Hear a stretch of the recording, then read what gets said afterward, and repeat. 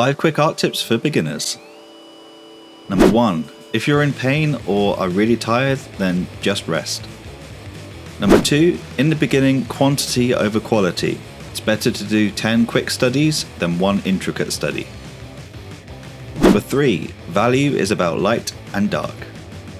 Number 4. Don't give up. Art is a lifelong ambition. Number 5. Study the fundamentals. All the time.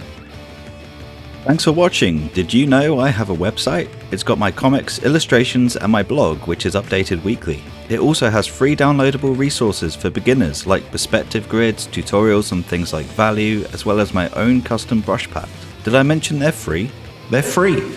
Check it out in the description and sign up to my email address so you can be the first ones to see the updates.